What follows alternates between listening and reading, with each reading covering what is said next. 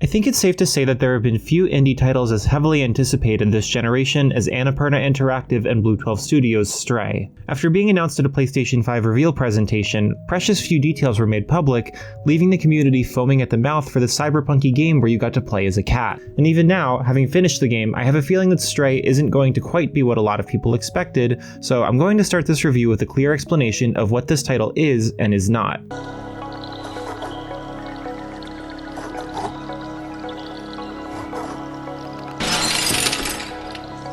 Stray is a third-person adventure game with exploration elements, where you play as an ownerless cat. Separated from their friends, the cat must traverse a vast city with the help of a talking drone to find its way back to the outside. It is mostly a linear title, with two areas being more open to exploration and side content, similar to the structure of Final Fantasy VII Remake, but significantly more brief. Full completion, including the speedrun trophy, will likely take less than 12 hours. Players should not go in expecting a large open world, a focus on combat, or an experience that will last more than a single weekend, even if they're going for a platinum trophy. But I'm glad to say that Stray makes the absolute most of its brevity. Each change in gameplay style lasts long enough for the player to get accustomed to, but not enough to get sick of, an excellent decision given the simplicity of the game overall. The stars of the show are, of course, the cat character and the robot companion through whom the player is able to interact with the world on a level that the cat can't accomplish on its own. Through the limited interaction between them, Stray's story evolves from a tale of a single cat trying to escape from a city into a poignant story about what humanity may leave behind after it is gone.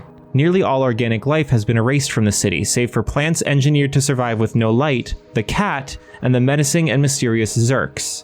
These are encountered early on and are the main threat for most of the game, chasing the cat relentlessly in areas where they are present until you acquire a means of fighting back. The residents of the city now are a race of robots called companions, which have gained self-awareness and sentience in the centuries since humanity died out, but who find themselves trapped in similarly destructive social hierarchies and power structures as their creators. The player will first meet them in the slums, a rundown and decaying part of town from which they are faced with the Zurk from one exit, and an elevator to the higher parts of the city that hasn't worked in hundreds of years on the other. From here, Stray tells a narrative that manages to be fantastically human despite the noted lack of actual humans present. Even though we're all gone, the way we left things for the machines we left behind has created a society that hasn't changed in all the intervening centuries. Not only did we leave the companions, but we left them our baggage and garbage to deal with.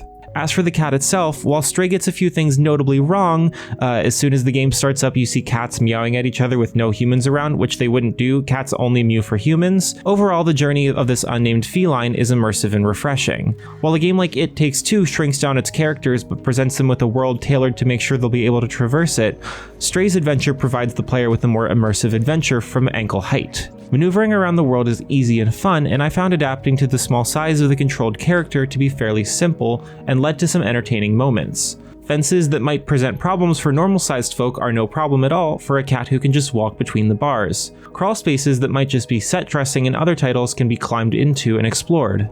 Air conditioning units, trash cans, and vehicles are all completely useless to a cat, except as stepping stools to higher locations. And the game does encourage you to indulge in cat behavior to an extent on your adventure. There are achievements for knocking things off of tables, rubbing up against people's legs, and marking your territory all over the city. Ample opportunity will be given to track spilled paint onto floors and furniture, sleep for hours in the middle of otherwise important tasks, and even trip robots by getting underfoot. It all feels like a glitzed up Untitled Goose Game, so any player who enjoyed that title will probably find themselves having a blast here and getting a full narrative to boot. The only real stumbling blocks I found in my day with the game were some underpolished animations. The death one is particularly egregious, the cat simply keels over but makes no other reaction to taking damage, and a finale that feels a bit undercooked. While the final moments of the game are genuinely touching, the jump from the final level to the ending feels abrupt, like the escalation hadn't quite reached an apex before the conclusion happens.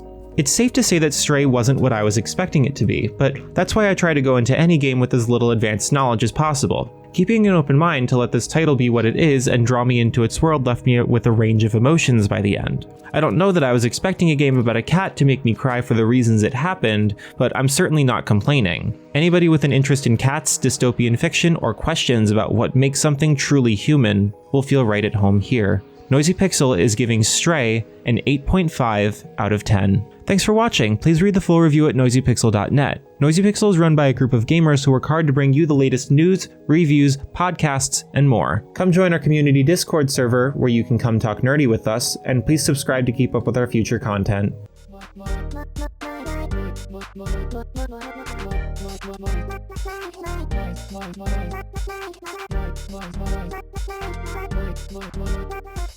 Noisy Pixel.